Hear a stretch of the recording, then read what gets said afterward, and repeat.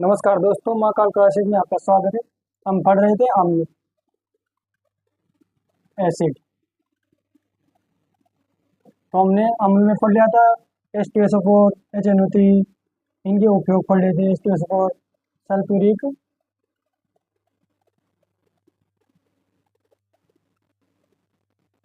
Sulphuric अम्ल, इसके by mistake Amalraj बोल दिया था। तो ये अम्लराज नहीं है, इसे अम्लों का राजा बोलते हैं। अम्लों का राजा। और एक हमने HCl पढ़ा था, हाइड्रोक्लोरिक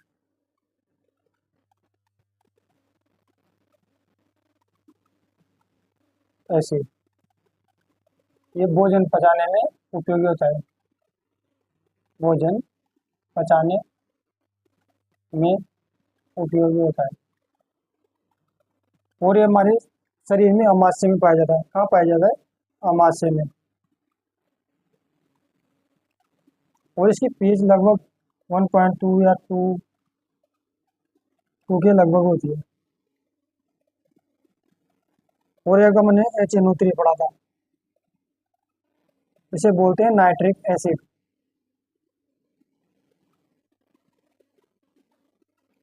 एसिड और इसे सोरे का अम्ल भी कहते हैं। सोरे का अम्ल। और आपको पता है, हमें पढ़ा था कि HCl और HNO3 इसमें काम आते हैं। ये अम्लराज बनाने में भी काम आते हैं। अम्लराज बनाने में उपयोग होता है। और इसका उपयोग सोने चांदी को साफ करने में किया जाता है। इसमें किया जाता है, सोने चांदी को साफ करने में भी किया जाता है। इसमें किया जाता है सोने चांदी को साफ करने में। और HNO3 का उपयोग TNT फटाके बनाने में भी किया जाता है। ये TNT भी एक विस्फोटक पदार्थ है। कैसा पदार्थ है? विस्फोटक विस्फोटक पदार्थ है। तो यहाँ तक तो हमने देख लिया था। अगर उस समय HCl H2SO4 को H2SO4 का उपयोग हम वो पंप होते हैं जो बड़े बड़े वो होते हैं फैक्ट्री में, या उसमें जिसमें वो उनको साफ करने में किया जाता है। और HCl का उपयोग हमारे भोजन पाचन में किया जाता है। इसके हमारे अमाशय में पाया जाता है। ये दोनों तरीके को सोने का अम्ल भी कहते हैं। इसका उपयोग सोने चांदी को साफ करने में किया जाता है तथा TNT और पटाखे बनाने में किया जाता है। यहाँ तक समझ में आ गया और दोस्तों?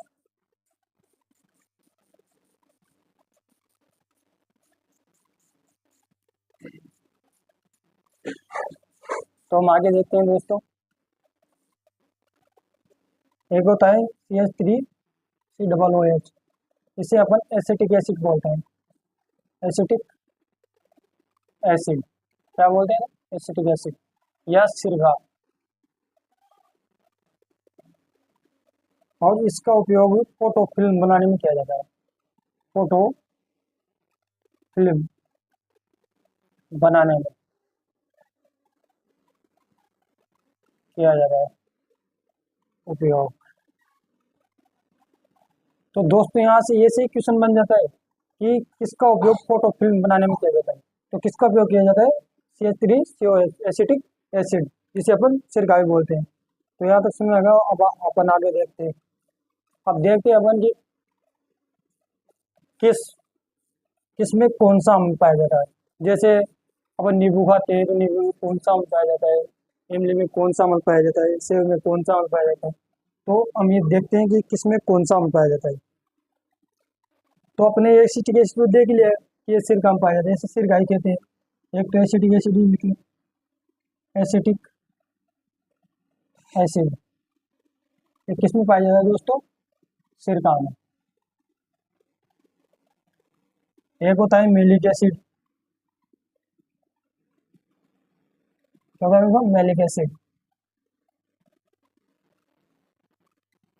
किस में पाया जाता है? सेव में। किस में पाया जाता है दोस्तों? सेव में। एक होता है टार्टरिक एसिड। टार्ट्रिक एसिड,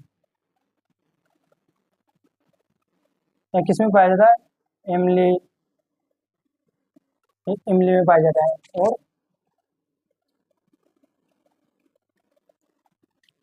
और दोस्तों एक एस्कॉर्बिक एसिड, लैक्टिक एसिड, चौथा ले लेते हैं अपन लैक्टिक एसिड।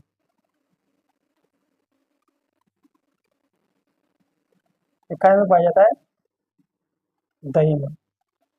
और एक सिट्रिक एसिड,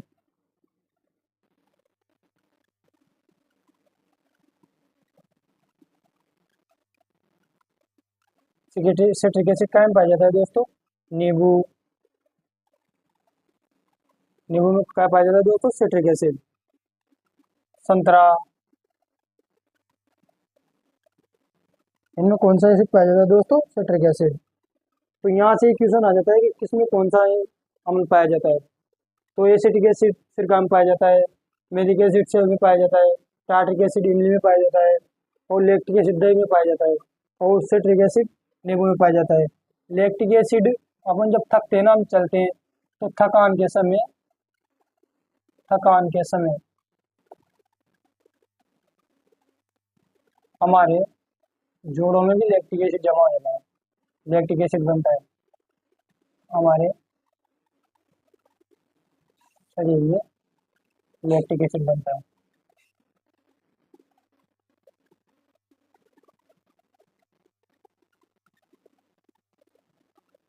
तो एक लैक्टिक एसिड हमारे, जब हम थकते हैं ना, तो थकान के समय में हमारे लैक्टिक एसिड बनता है।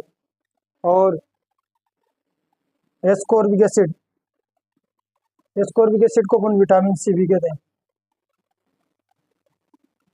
एस्कॉर्बिक एसिड,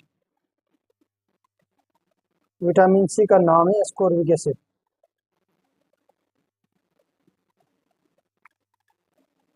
एस्कॉर्बिक एसिड आंवला, सिट्रस फल, एक सिट्रस फल में पाया जाता है, सिट्रस फल, फल आंवला। आपको पता है ना, इस विटामिन सी की कमी से एस्कॉर्बिक एसिड विटामिन सी में पाया जाता है। विटामिन सी को प्राप्त, विटामिन सी की अपन कट्टे फल खाते हैं, संतरा वंतरा, इनमें भी विटामिन सी मिलता है। जैसे आंवला खाने में सबसे ज्यादा विटामिन सी मिलता है।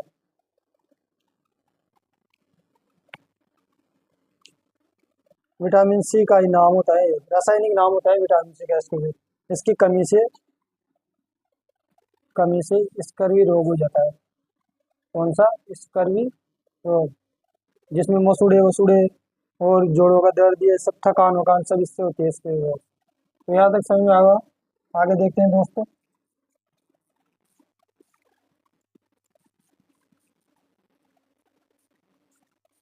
तो यहाँ से यही क्वेश्चन बनता है, कौन से सब, कौन सी वस्तु में कौन सा अम्ल पाया जाता है, या इसमें क्या पाया जाता है। जैसे आपसे पूछ लिया कि सेब में कौन सा अम्ल पाया जाता है, दही में कौन सा अम्ल पाया जाता है। वैसे एक और होता है टैनिक एसिड, टैनिक अम्ल चाय में पाया जाता है। और होता है glutenic acid, tannic acid, uric acid,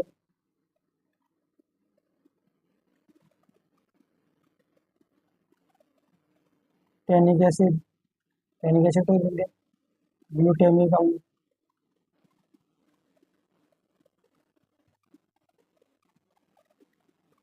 ये गेहूं में पाया जाता है।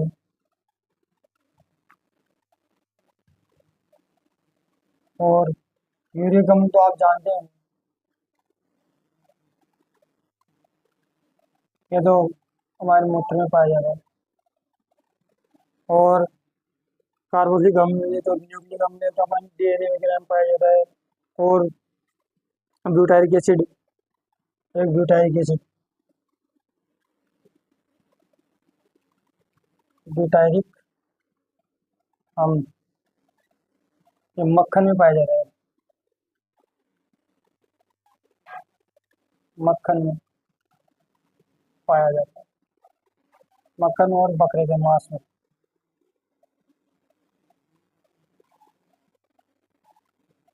मांस में। तो दोस्तों ये आप तो बस इतने से याद रखिए कि कौन से उसमें कौन सा वो हमें पाया जाता है। जैसे टेनिकल मिठाई में पाया जाता है, ग्लूटामिक गेहूं में पाया जाता है, यूरिक मूत्र में पाया जाता है, ब्यूटाइरिक मक्खन में पाया जाता है, और बकरे के मांस में पाया जाता है।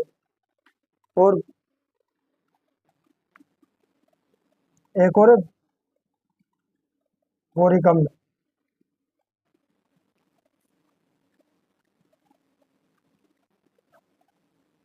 इसका उपयोग पूर्तिरोधी के रूप में किया जा रहा है।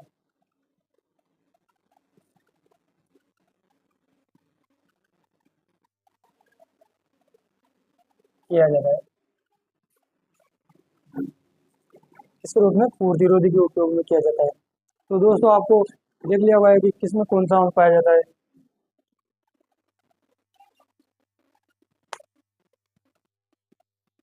तो दोस्तों यूरिक अम्ल इससे गठिया रोग होता है, यूरिक अम्ल के जमाव से। गठिया रोग जमाव से यूरिक अम्ल के जमाव से कौन सा रोग होता है? गठिया रोग। गठिया रोग। तो यहाँ तक देख लिया हुआ दोस्तों, अब आगे देखेंगे अपन।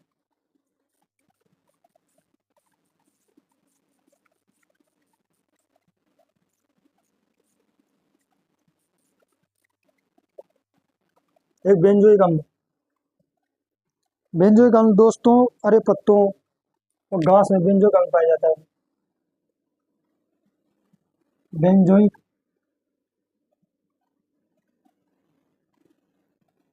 अम्ल घास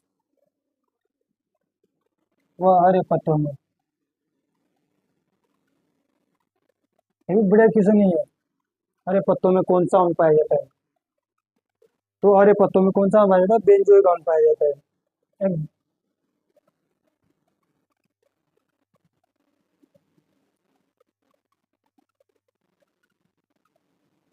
एक और देख लीजिए, ग्लाइकोलिक अम्ल। ग्लाइकोलिक अम्ल ये गन्ने के रस में पाया जाता है।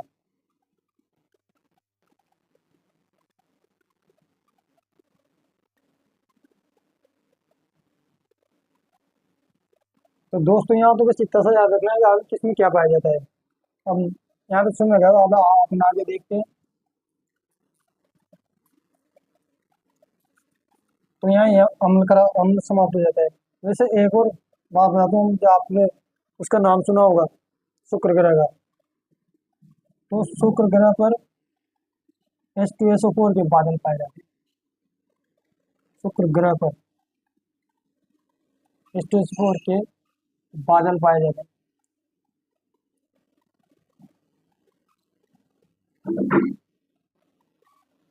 इसके कारण यहाँ रहना संभव नहीं है, और इसी के कारण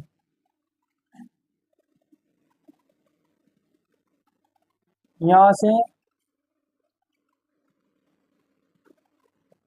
सूर्य की किरण वापस परावर्तित नहीं हो पाती है। सूर्य की किरणें वापस परावर्तित नहीं हो पाती है। नहीं हो पाती है, जिसके कारण यह सबसे गर्म ग्रह कहा जाता है। कारण इसे सबसे गर्म ग्रह कहा जाता है।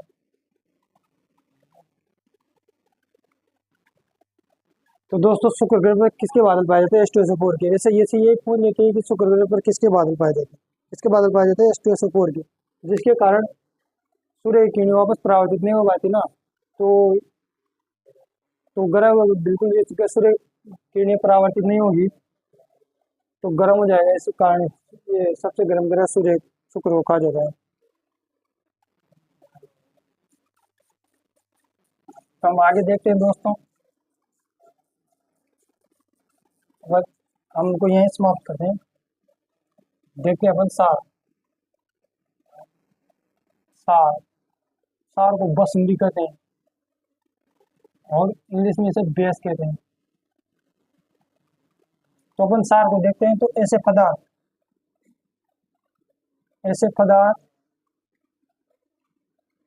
जो स्वाद में कड़वे होते हैं, स्वाद में कड़वे होते हैं तथा स्पर्श करने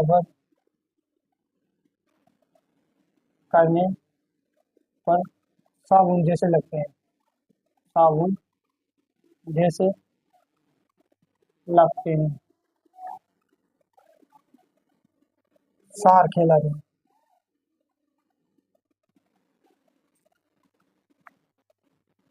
सार कहलाते हैं। और इनका पीएच मान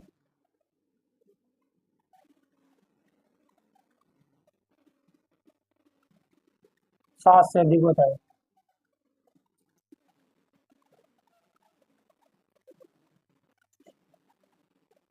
और ये लाल लिटमस पत्र को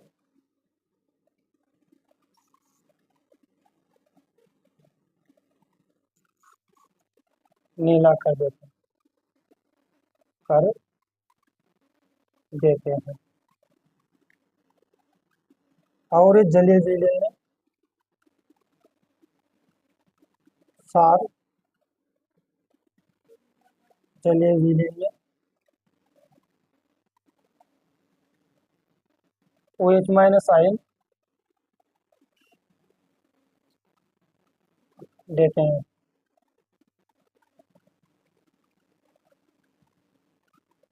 सार का जलीय विलयन सार का जलीय विलयन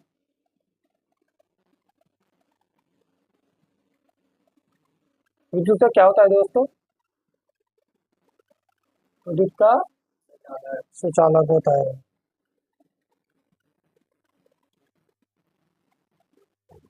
हमने अम्ल में भी देखा था कि अम्ल का भी जलीय विलयन कैसा होता है दोस्तों? तो अम्ल का भी जलीय विलयन विद्युत का सुचालक होता है। तो हमने पढ़ाया था सार क्या होते हैं। एक तो स्पर्श करने पर ऐसे लगते हैं जैसे साबुन है, उन्हें भी हम सार कहते हैं। और सार का पीएच 7 से कम होता है। और ये स्वाद में कड़वे होते हैं, ये लाल लिट्मस पत्र को नीला कर देते हैं। और इन और इनका सार का जलीय विलयन कैसा होता है दोस्तों? सार का जलीय विलयन सुचालक होता है विद्युत का। और सार जो जलीय विलयन में OH प्लस माइनस आयन मुक्त करते हैं। तो यहाँ तक समझ में आ गया हो दोस्तों। तो हम आगे देखते हैं अपन।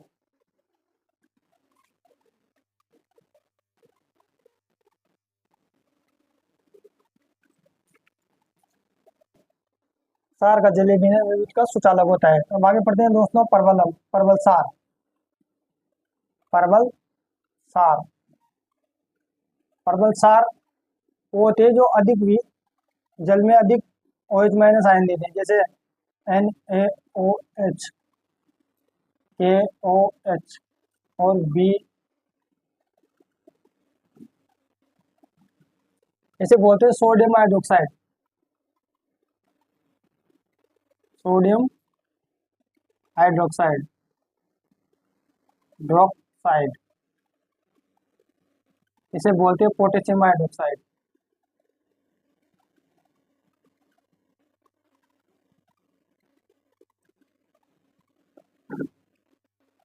और इसे बोलते हैं बेरियम हाइड्रोक्साइड। इसका पीएच लगभग 14 होता है और इसके OH का लगभग 10।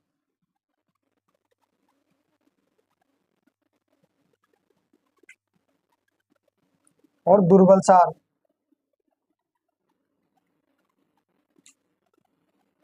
एक होता है दुर्बल सार, एक होता है प्रबल सार। प्रबल सार में हम देख लिया कि NaOH, KOH और BOH प्रबल सार होते हैं। से ये सबसे प्रबल सार है। इनका बढ़ता हुआ क्रम भी यही है। तो दोस्तों अपन ने NaOH को सोडियम हाइड्रोक्साइड बोलते हैं और KOH को पोटेशियम हाइड्रोक्साइड बोलते हैं। हम दुर्बल सार में देखते हैं, जैसे एक तो कैल्शियम हाइड्रोक्साइड, एक अमोनियम हाइड्रोक्साइड। से क्या बोलते हैं दोस्तों? अमोनियम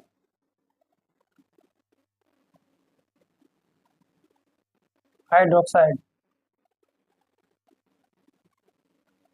ये होता है कैल्शियम हाइड्रोक्साइड।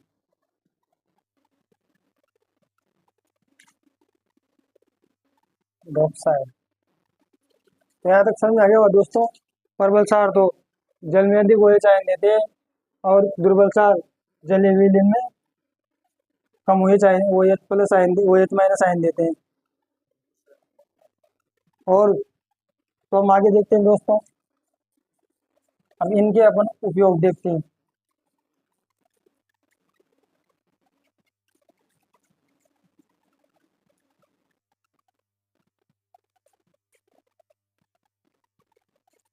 तो एक और चीज लिखते हैं अपने आप की, अम्ल और क्षार। अम्ल और क्षार का जलीय विलयन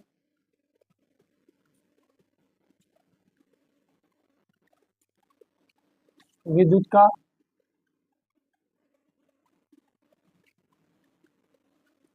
सुचालक होता है। विद्युत का सुचालक होता है।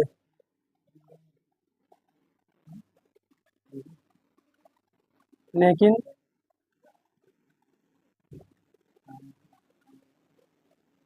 ग्लूकोज लेकिन ग्लूकोज ग्लूकोज एल्कोहल का ग्लूकोज एवं एल्कोहल का जलीय विलयन जलीय विलयन विद्युत का क्या होता है दोस्तों? विद्युत का कुचालक होता है।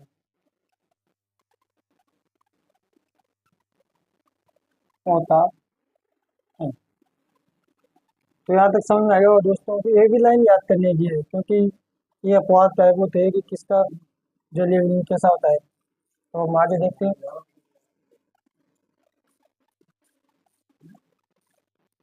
तो अब अम्लों का उपयोग उपयोग देखते हैं। सारों के उपयोग। तो सारों के उपयोग में हम पढ़े पहले पर NaOH, सोडियम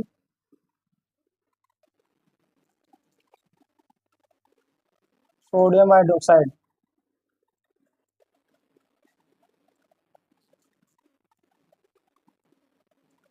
इसे बोलते हैं कास्टिक सोडा। कास्टिक सोडा, इसका उपयोग धोने के साबुन बनाने में किया जाता है। धोने के साबुन बनाने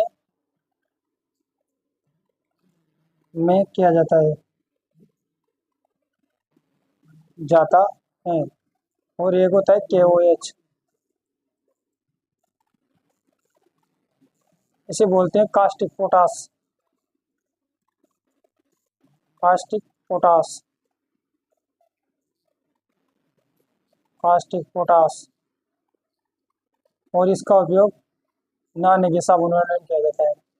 नहाने के साबुन बनाने में किया जाता है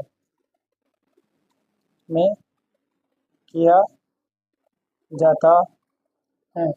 तो NaOH को बोलते हैं सर दोस्तों सोडियम हाइड्रोक्साइड, और इसको कास्टिक सोडा भी बोलते हैं, जिसका उपयोग नहाने के धोने की साबुन बनाने में किया जाता है। तो यहाँ तक। और KOH है, इसको कास्टिक पोटास बोलते हैं, पोटेशियम हाइड्रोक्साइड। क्या बोलते हैं इसे? Potassium hydroxide. हाइड्रोक्साइड। और इसका उपयोग नहाने का साबुन बनाने में किया जाता है। तो हम दूसरा देखते हैं।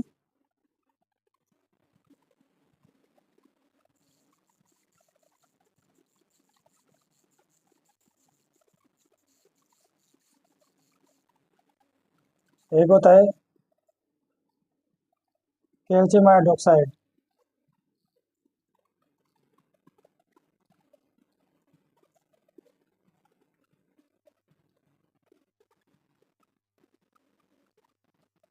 हाइड्रोक्साइड,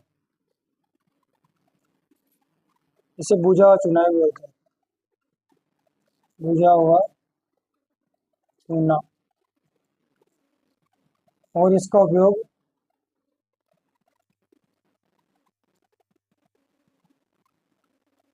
टीओपी व ब्लीचिंग पाउडर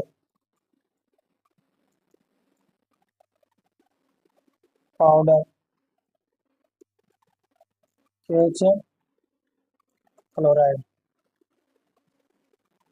बनाने में किया जाता है।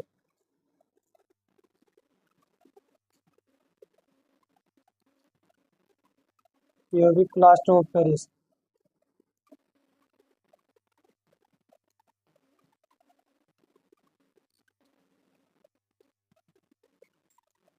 कैल्शियम हाइड्रोक्साइड का उपयोग प्लास्टर ऑफ पेरिस और ब्लीचिंग पाउडर बनाने में किया जाता है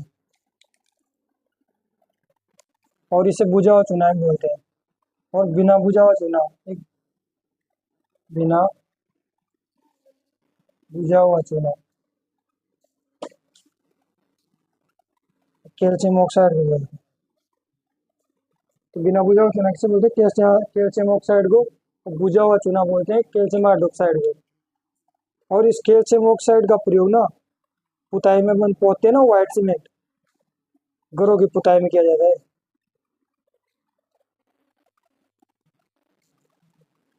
कैल्शियम ऑक्साइड का प्रयोग घरों की पुताई में किया जाता है, कि पुताई में किया जाता है,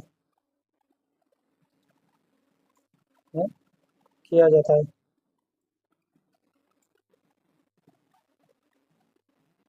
तो अगर हम दूसरा देखते हैं दोस्तों, अपन देखेंगे हम milk of magnesium, magnesium hydroxide, जो एंटासिड का कार्य भी करता है। जैसे अपने शरीर में जैसे एसिडिटी होती है ना, तो उसको मिटाने के लिए एंटासिड का प्रयोग किया जाता है और उसमें सार भी कार्य करता है, MgOH2 कहते हैं मैग्नीशियम हाइड्रोक्साइड।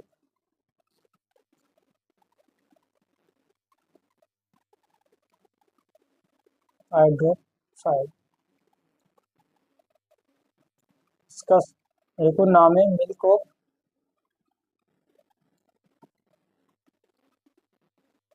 मैग्नीशिया।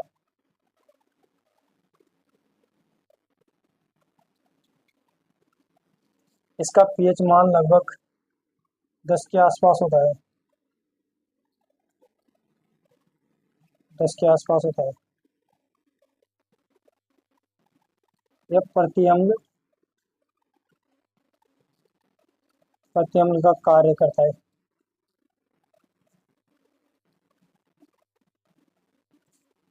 अर्थात अति अम्लता को दूर करता है, अर्थात